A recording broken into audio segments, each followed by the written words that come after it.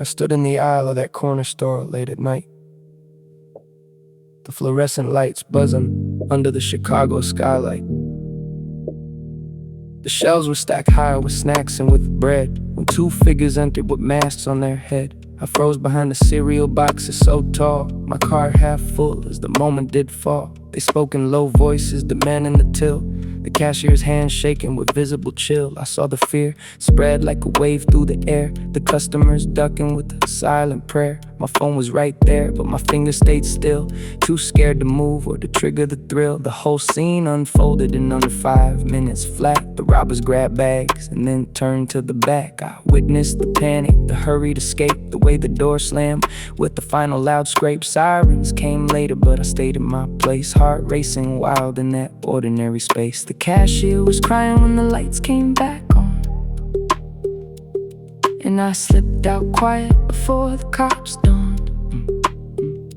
Guilt wrapped around me like fog in the street. I drove home that evening with nothing but defeat. The suburbs of Chicago looked peaceful and calm, but inside my mind played the scene like a psalm. I thought of my family waiting at home with warm lights, my kids asking questions about my long nights. How could I explain the choice that I made, to hide in the aisle and let fear have its way? The crime that I witnessed was more than just theft. It was the moment I learned I was left with regret. Every night since then the memory returns, the masked faces blurring as my conscience burns. I rhyme out the details of that ordinary store, the way the clock ticked and the fear at the core. The parking lot outside was empty and dark. My car waited patient like a silent remark. I sat in the driver's seat for what felt like hours, replaying the scene under streetlight showers. The news the next day called it a quick in and out. No one was hurt, but the trust was in doubt. I knew the truth deeper. The choice I had made to stay silent and hidden in the choices outweighed. My job at the office felt empty and gray,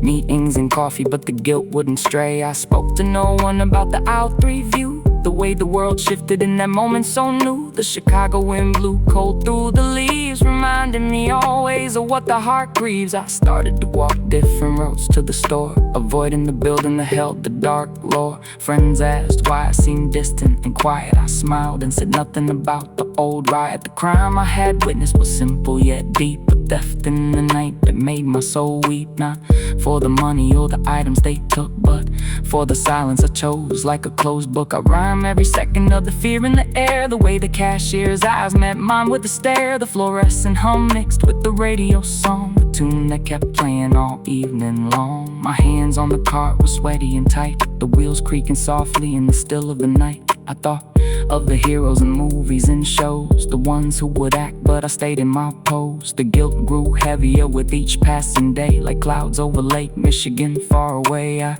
tried to confess in a letter I wrote, but tore it to pieces and threw it afloat. The river took pieces of my secret shame, while the city lights flickered and called out my name. The store is still open with new signs and paint, but every time I pass it the memory is faint.